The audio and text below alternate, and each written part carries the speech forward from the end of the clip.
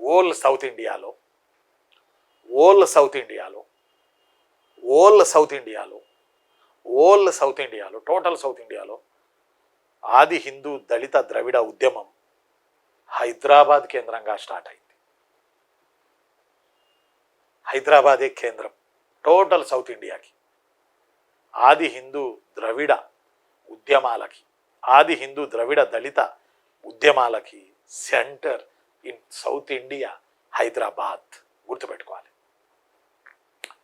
హైదరాబాదే కారణం. Nizam and బ్రిటిషోడు friends కాబట్టి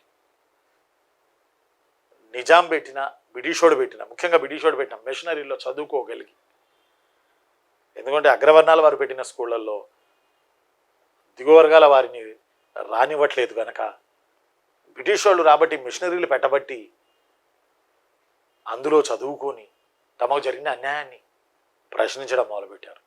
అదే తెలంగాణ సమాజం ఆది హిందూ దళిత ఉద్యమాలు అనే ఈ పాఠం. తెలంగాణ సమాజం ఆది హిందూ దళిత ఉద్యమాలు అనే ఈ పాఠం.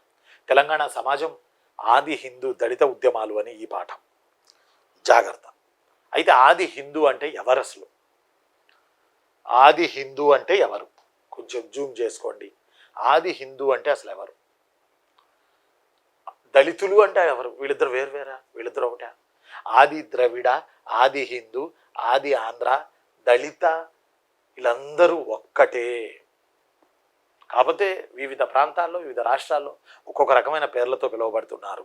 కానీ అణిచివేతకు గురైన వాళ్ళందరూ వీళ్ళు ఒకళ్ళే మీన్స్ ఇవి వేరే వేరే పేర్లతో పిలువబడుతున్నప్పటికీ వీళ్ళందరూ అణిచివేతకు గురైన వాళ్ళే. కాబట్టి ఆది ద్రవిడ అన్న, ఆది ఆంధ్ర అన్న, దళిత అని అన్న, ఆది మూలము అని అన్న, ఆది మూలము అని అన్న వాళ్ళు ఈ దేశపు మొట్టమొదటి మనుషులు అని మనం గుర్తుపెట్టుకోవాలి. అందువల్ల నేను మీకు చెప్పాను ఈ దేశపు మూలవాసులు అని మీకు నేను చెప్పడం జరిగింది.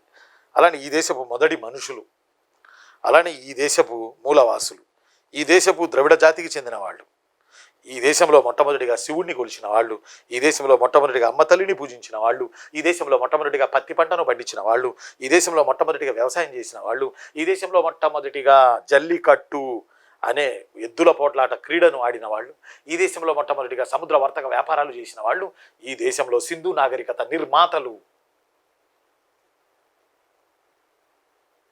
ఆది హిందువులు లేదా దళితులు లేదా ఆది ద్రవిడులు లేదా ఆది ఆంధ్రులు, ఆది మూలము వారు ఈ